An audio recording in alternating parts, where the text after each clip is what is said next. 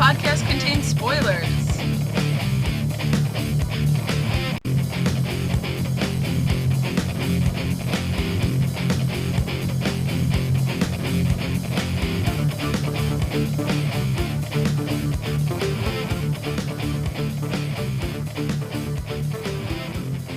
Hello, everyone, and welcome to the SC. I forgot the entire intro. And welcome to the E11&12 podcast for The Last Ship, Season 2, Episodes 11 and 12, Valkyrie and Cry Havoc. I am your host, Clio, and welcome to the One Woman podcast. We had a doozy of a couple weeks here. God, and Valkyrie, the episode started on a real freaking somber note because it was just like the distress calls from all of the sunk civilian ships, and it's just like, oh Jesus, do we have to listen to? I forgot who said to turn it off. I think it might have been Chandler. But it's just like, oh God, stop. It's sad. Also not our fault, but we can't do anything. So that really blew. But it proceeded to have a scene with Kara getting a checkup from like a baby checkup from Dr. Scott. Jesus, names are not coming to me today. From Dr. Scott, and it's so nice because Kara was just talking to her like she was still a normal person, and that makes me happy. Like, everyone seems to be treating her the same except for Tom. Is the takeaway I'm getting here, because even the other doctor, while he was upset at her when she was sneaking around, he was upset. He now seems to be treating her normally, which is nice. Should not have worn the loudest pants ever. the stupid vinyl pants. Anyway, yeah, no, it's nice that even though she's fucking a prisoner, basically, not many people are treating her different, especially Tex. Tex is the most of not treating her different. I don't know how to speak today. The president's speech was awesome. He nailed it, and even Slattery was just like, well fucking done, sir. Crushed it. So I finally remembered the team name.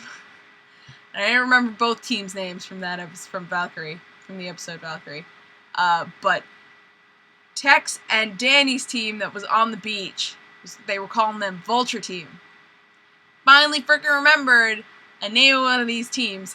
So, Vulture Team gets hounded off the beach because Sneaky Sneak was being a sneaky sneak. I don't know, the immune dude who had the phone, who was helping them out, only because he's a fucking coward. First opportunity he saw. I love he's like looking at Tex's gun, and Tex is like, don't you even think about it, I will shoot you in the face. It's like, yeah. Please try to steal Tex's gun. I would love to see you get shot in the face. Yeah, they get run off the beach. And that whole scene, I was just like, don't anyone die. I was more thinking, of course I don't want Tex and Danny to die, because I think they're great characters. But what I was thinking was, don't let them accidentally shoot. And I think, what's the dude's name? The ginger, who likes Wolf, who's like, wants to be total bros with Wolf. Shoot, I don't even have my list of characters. Gator? No. Gator's the dude with the hat on the bridge. It's too late. I don't know. But I think he was on Vulture Team. I forget. But what was I saying about that thing? Oh, I was just so afraid that they were actually accidentally going to shoot a civilian, and then, shit would happen. They got off the beach. Okay. Oh no! Tex got shot in the ass! I completely forgot because in the next episode he's running around, but he got shot in the ass. And when he got shot, like, my heart stopped. But then he just started screaming, "They shot me in the ass!" And I was like, oh, of course, he's fine. And of course, of all the characters, Tex would be the one to get shot in the ass. That reminds me of the Mummy, too. Did you get your friend shot in the ass? I actually forgot about that moment, didn't put it in my notes, so I'm reliving it again in my head, and it's just very funny. So they find the oil rig because the Vulture team, when they were on the beach, found the direction of the target. No, the direction of the signal. So they followed it, and it's an oil rig, which is pretty interesting because it's something we haven't seen before. Like, they've boarded other ships and they've gone to land, but this is a stationary structure in the middle of the ocean. So that was something interesting, a nice dynamic to see. And there's no one there. I don't know about you, but I was assuming that this operation, there was more than fucking one person. There's no one on the rig. It's like, who is manning this thing? Who is... Just one lady. And it's killing me, and I'm not gonna look it up now because I'm the fucking laziest person in the world, but I know her from something. I feel like she's from a sci-fi show. Valkyrie, the lady who plays Valkyrie. I freaking know her from something, but I cannot for the life of me figure it out, and I'm not gonna go on IMDb because principles, man. My brain's gotta work this one out itself. It's not gonna. Next week I'm gonna have been on IMDb, and I will come back with the answer. Unless you know the answer, comment, like, comment, subscribe. Or just comment. I don't really care. Let me know who that bitch is. But anyway. Yeah, she's all drinking the Kool-Aid. Like, even... Okay, this line got me more than the other. She's like, oh, you authority people have a problem with revisionist history. I'm like, bitch, this ain't history yet. You can't revise something that's not over. You know? It's like, shut up. She sounded like the worst hipster ever. It's like, oh, stop. I'm gonna put those stupid glasses on her and just go, stop. She needs a mason jar and, what else? A bicycle. I forget what the hipster bike is. I think hipsters have a specific type of bike. I don't know anything about hipsters, so I'm an authority on hipsters. No, I don't know anything about hipsters. I just make fun of them. Which is the worst. Hearing that come out of my mouth is the worst. Anyway. Val is interesting. She definitely drank the Kool-Aid. She definitely didn't know all the bad things that the Ramseys were doing. And I don't think she's bad, you know?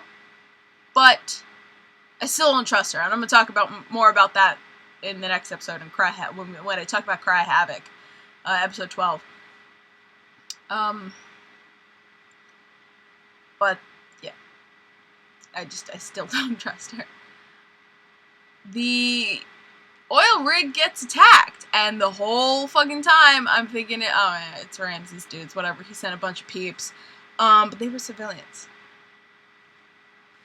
Not only were they, I think they were civilians fighting alongside immunes, but they were mostly civilians. So the civilians fucking had RPGs and were firing at an oil rig. Because that's smart. But yeah, that whole fucking fight scene was insane. Oh! That's what I forgot. I was racking my brain when I was writing the notes. I was like, what? There's something I'm forgetting about this scene. And it's that Ravit turns to Burke and said, oh, what did she say? I think they were talking about shoelaces. And he was like, what? what's wrong, or what do you have to say about my late, or something? And she's like, no, it's okay, we'll talk about it later. And then she dies. And I'm now, after, because I watched it and didn't think anything of it, because obviously the last scene is heart-wrenching. But I watched over that scene where she says, oh, we'll talk about it later. And my brain kicked into Harry Potter mode. So there are certain rules in the Harry Potter series about the way J.K. Rowling wrote them. One of them is, if the character, like, got mortally, or like, survived a mortal attack or whatever, then they were kind of safe from death at the end. And I would explain more, but it's kind of hard. That's total tangent. The point is, I think Rowling said this, I forget, but I had a Harry Potter club, and we talked a lot about this. Show my nerddom. But if someone was cut off from saying something and dies, you were never meant to know. You were never meant to know what that was. You were never meant to hear the rest of that, and it's never knowledge you're never going to have.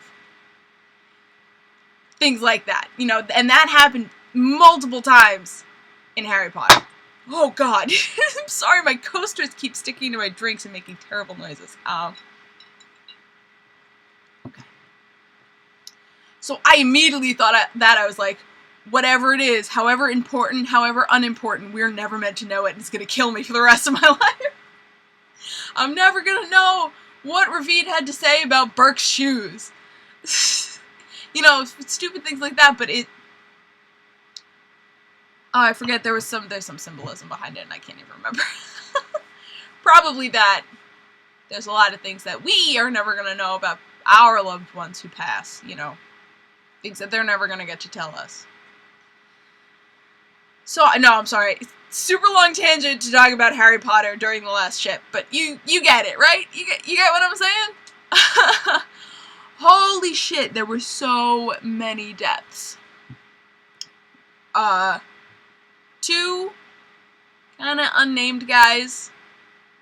Ravid and Chung. Oh my god. Chung. I fucking love Chung. He had such amazing character development last season. This season, he was a continued badass.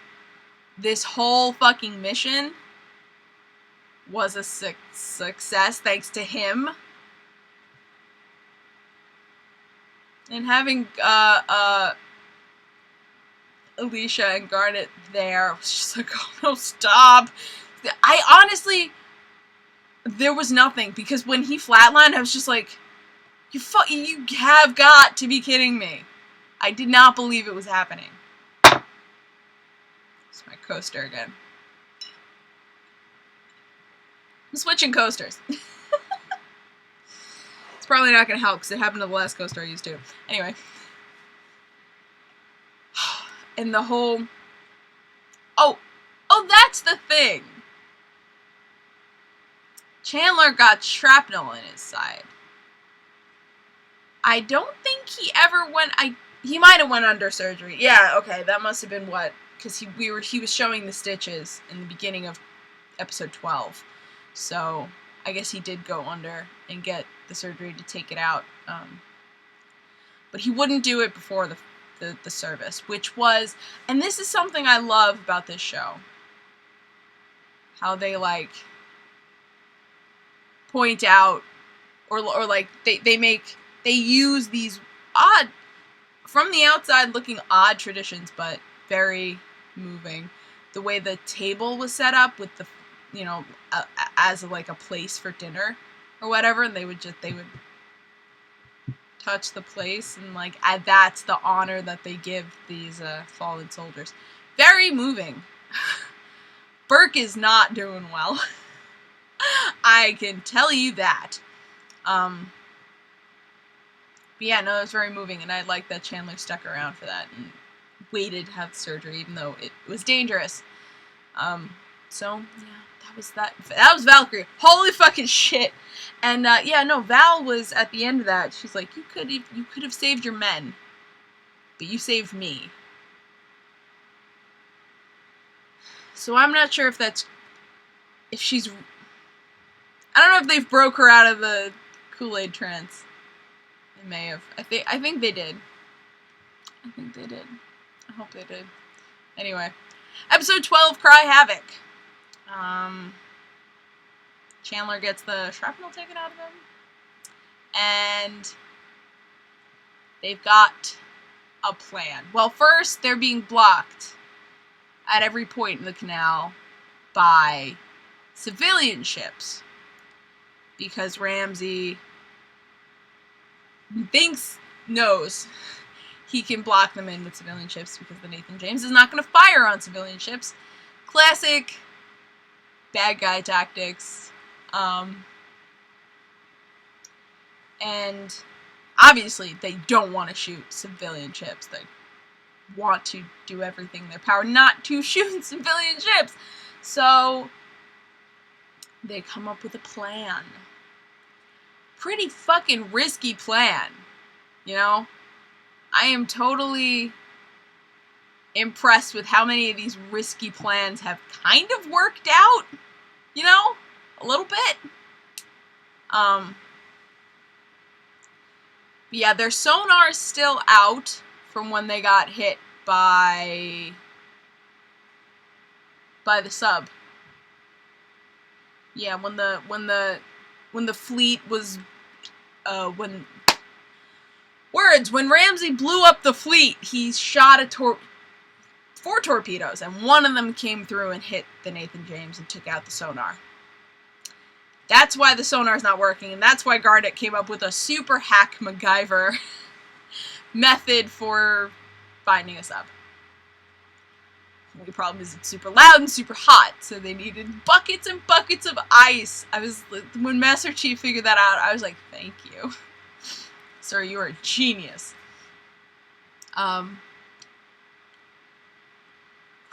Yeah. It was a pretty good idea. And I'm glad that Garnet's doing well. Oh my god, she suffered like so much emotional trauma this season, and she just keeps going. Like, I love her so much. She's just like, yep, nope, I know how to do my job, and I'm fucking really good at it. Tex and Scott, Dr. Scott, have a couple touching moments. Let me talk about, they're sending all the important people to land. President doesn't want to go initially, but Chandler talks him into it. Because you are the president and you have to lead the country, and you can't do that from a ship that's fighting a sub. So go to ground, please. We'll come back for you. There were a lot of touching moments when the important people were disembarking. One of my favorite was Chandler gives Slattery a note, and all he has to say is, "This is for my family." And Slattery understands that it's for his family. If the Nathan James sinks, if Chandler is dead, then give it to his family. That was just a very, I understand what I'm doing, and I'm taking a precaution. So, that was just very moving. Yes, Tex and Dr. Scott. He gives her a gun. He's like, yeah, I'm not going to touch your thigh, don't worry. Tex, stop being so adorable. Also, never stop. And, yeah, there were some weird moments, too, though. Oh, wait, no, there was one with, a not weird one, a cute one, was... So, man, I can't remember Ginger Kid's name. Wolf and Ginger. They were, like, we just gotta keep going. It's like, I know, but our friends are dead. It's just like, we have to. There's no other choice. And that was That was very cute. Burke does not have the same mindset as Wolf does. Burke is just, well, he does in the fact that he's gonna keep going, keep moving forward, but he doesn't in the fact that I feel like he's losing it. He was all too ready to shoot that dude, the survivor. It's like, Burke, put your fucking gun down. Calm your tits. So I don't think he's doing very well mentally. I think he's losing it. Oh yeah, and there's this weird conversation that it's not a conversation. It's like a couple lines that Tex says at Dr. Scott while she's staring out the window. About things that are left unsaid between her and Chandler. And it's just like, why does this conversation feel weird? Excuse me. And I still can't put my finger on it, why it feels weird. It just does. It just does. I guess we'll see if they make up next episode. The President and Ray got to know each other, and the President is sort of like taking Ray under his wing. He's like, hey, listen, I guess you should probably go feed your people. But Ray's on it. Ray's got it. He knows how to lead these kids. He's been doing it for 8 months? 9 months? How long has it been post-apocalyptic? I think it's been like 9 months. He's been doing it for a long time. I just liked how they interacted. The President is clearly impressed by Ray, and I hope he becomes like a secretary of something. I know he's pretty young, but this is going to be a new world order, so maybe.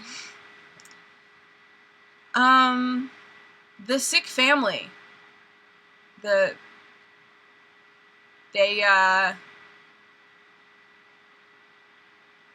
was so scared. I was so scared someone was gonna get shot. I'm like, but this is the circle of trust. Nobody should get shot here. Everything's okay. And this is like, I think this is the example of the new Rachel.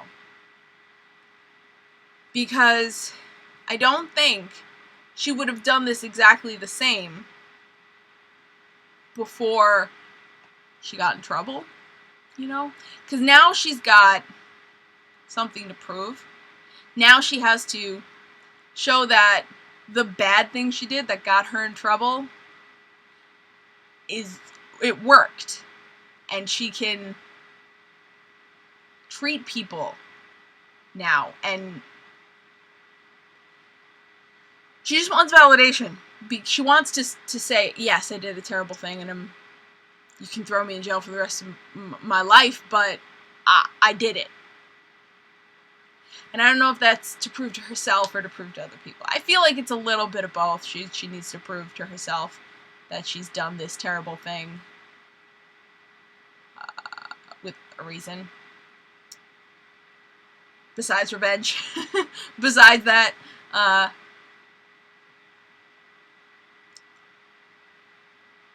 but yeah, I think we can definitely compare this scene to the scene, was that this season? Yeah. Was that the end of last season? Where they were in,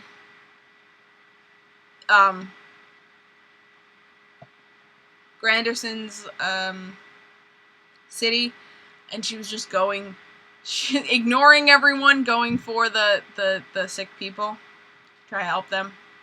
You can compare it, and it's similar. It's definitely, both of these things have always been a Rachel Scott thing to do, but now it's a little different because she's just walking into a bullet. And I'm not even sure she cares if he shoots her. So, there's that. I just think it's interesting. And while she's changed as a character, I think she's still the same at the core. But obviously, traumatic things have happened. And, no one would remain unchanged from that. Not like, I still love Rachel. She's great. She was being a little weird with that kid, though. She was just like... It's like, you just have to breathe on her. You don't have to touch her. Why? Bad touch. Stop. I was like, Dr. Scott, stop touching that child. And my dad, or my mom, voiced concern, is like, oh, she's just hugging the child, someone's gonna think it's a miracle. And I was like, I mean, I guess they could, but she explains it. She explains how it works, with science. So they understand it's not a miracle and it's science. Oh, but someone did say it's a miracle. The president! That's right, the president said it's a miracle, and Dr. Scott didn't say anything. And I think that's a new aspect of Dr. Scott, where she's kind of quiet. If she doesn't have to say anything, she's not gonna. Which is interesting. Yeah, no, but the president said it's a miracle, and I just went, science, bitch! Science the shit out of this. So, meanwhile, back on the ship, they put the Valkyrie network to work for them. She's got, like, the fucking motherboard. Listen, I don't know anything about computers. I don't know anything technical about computers. She's got the whole thing, basically. She's got to hook it up to their antenna or whatever, and they use the signal. And they tricked the network into thinking the Nathan James was somewhere. It wasn't, which was really, really clever. I started to trust Val. I was like, okay, she's doing this for them, you know, makes sense. But then there was something about her putting them too far north, too fast. And it's something that Ramsey noticed and said, maybe not. And that's what got me thinking. I was like, she fucking graduated from MIT. She's insanely smart. She can calculate distance and speed. There's no way she didn't do that on purpose. And it didn't come to light this episode, but I feel like maybe down the line it might. Just saying. Still don't trust her. And I'm wondering if Alicia trusts her, or if she's just got fucking better things to do. Like, fight a fucking sub. But, yeah. She was gonna choke a bitch. She's like, I will kill you if you betray us. And then Val's like, yeah, oh, you're not kidding. No, she's not kidding. She's gonna choke the life out of you. Yeah, and Chung died saving her. Like, yeah, not necessarily that he died saving her, but Chung helped Alicia up the ladder. So Alicia feels like he risked his life for her, and he's dead now. So there's always that. She's got that bit of anger guilt, and stuff. There were super touching moments between Danny and Kara. Really cute. Some weirdly close camera angles, though, where I was like, whoa, okay, I get it's intimate, but calm down. It was very cute. Just like, don't you fucking make me raise this baby on my own. Don't do it. Very cute. I'm happy for them. The sub versus the ship. Listen. Of all the things I expected to happen in this battle, being right on fucking top of each other was not one of them. I did not expect that. It was such like a intense... Okay. There have been super intense fight scenes between the sub and the Nathan James this season, and they just keep getting better. And this is the best one so far. And I don't know how they're going to top it because the season's not over just yet. Man, I almost pooped myself because I was just so shocked, and it was just so tense and shiz. Super fucking crazy. And they both, like, realize it at the same time. They're like, you're right on top of us. I know. I just can't. Like, that whole scene blows my freaking mind.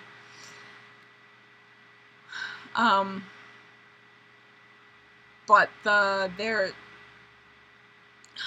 was that? The fucking rocket launcher. The fucking rocket launcher. I don't know what it was called. But yeah, there was a sea battle and a land battle at the same time, which I'm totally okay with. And the tattooed Brit, like, who I guess was the first mate or whatever, or I don't know, something. He was a high-ranking officer on the sub. They had left him there. And I was like, he's here? How didn't I notice he wasn't on the ship anymore? Because we saw scenes in the sub when the Nathan James was right on top of them. It's like, how did I not know he wasn't in the sub? Excuse me. But holy crap. I thought Danny was dead. Because he got shot right in the fucking chest. I was just like, oh, no! But then he shot the dude, and I was like, oh, thank God. Slattery got shot, too. Right in the arm. But as soon as the tattooed dude was like, you're too old, I knew he was dead. Like, Slattery's gonna kill you. Like, it's not even a question. You do not call the man old. Don't do it. He's old now, you're dead. So, suck on that. They managed to destroy the sub. Pretty much. It's flooding. The last we saw of it was Ramsey was alive. There was no one else on the bridge. Ramsey was alive, and his brother was dead beside him. And the bridge was filling up with water. So we can assume if the bridge is flooding, so are all the other rooms. And it looked like there was just giant chunks taken out of the side of the sub. So it's mostly destroyed. Older Ramsey at the Sean. Sean is still alive, and I'm 100% sure that he's going to escape. I do not know to what end. But everyone just abandoned the cause. He's like, no, we're chosen. Everyone's like, fuck you. I don't want to be chosen. I want to be alive. And I wonder how Sean's going to play. If he's going to play in anything in the future. Or if he's just going to drown. I do not know. I think there's something else I wanted to talk about. Oh, the Nathan James got beat up. They lost a lot of other systems, I think. But they took a significant hit. Oh, yeah, that's right. They fucking, there were a bunch of decks that got flooded. So they had to seal them off. Luckily, no one got sealed on the wrong side of the doors. I was so afraid because Master Chief and Garnet were just, like, trying to get out. Oh, and the other dude. him and Ginger Kid, I can never remember their names. But they were trying to get out. And I was like, please don't be stuck on the wrong side of the door! I won't be able to survive! But yeah, the Nathan James is pretty beat up. I was going to call it the Nautilus. The Achilles is nearly destroyed. And we have one more episode left, guys. We still have one more episode left. What the what? I can't imagine. Because this was such a crazy fight that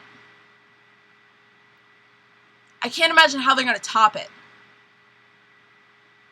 I feel like, because last season we ended with them in Alicia Granderson's clutches, you know. And this season we started off and she was taken care of in the first episode. Not Alicia Granderson. Alicia Granderson is the lieutenant, is Lieutenant Granderson. Her mom. Her mom's city. And she was taken care of in the first episode. So I don't know if that means that we're going to have a wrap-up of the Ramsey plot, or if we're going to have a new thing. I feel like something crazier than this episode has to happen before, for it to be a season finale. I don't know. We're just going to have to wait and see. But next episode is A More Perfect Union. The Nathan James puts a call out to civilians to meet at ports across the country where they will receive the cure. Small immune factions still remain active in their quest to fight the cure. I'm hoping we see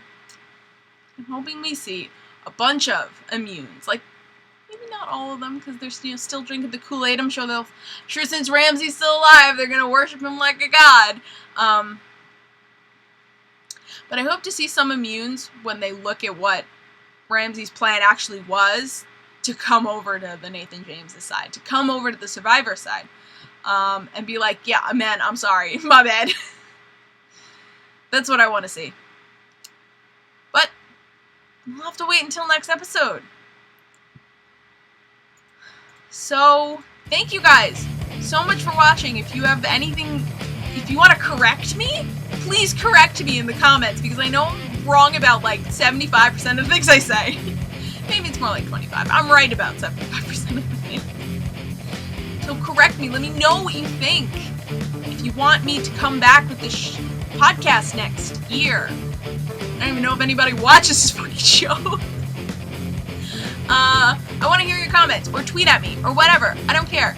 Stuff's in the descriptions. Probably not. I don't do descriptions. I'll put them in the descriptions this time. I swear. We're gonna do it. You can find me at Clio on the there's my Twitter. You can find me at Clio on the socials and on Twitch at the Clio. Just got Disney Infinity 3.0. Definitely want to stream it. Gonna try. Hopefully my computer and my Wii doesn't break. They're both not new machines. You can find all of us at ASO TV Pod. Forgetting all the outros and intros. You can find us all at ASO TV Podcast on Facebook, Twitter, Gmail, Google+, MySpace, and right here on YouTube. Don't check our MySpace. We don't. Right here on YouTube. Follow us for some more podcasts from some of your favorite TV shows like Fear the Walking Dead. And once that is over, The Walking Dead.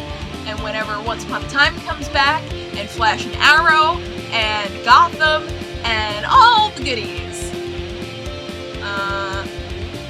Vampire Diaries, I think, and The Originals, and Supernatural, and a bunch of other stuff, and I should probably stop talking because I ended the episode. Yeah, so look at our stuff. We do some cool things.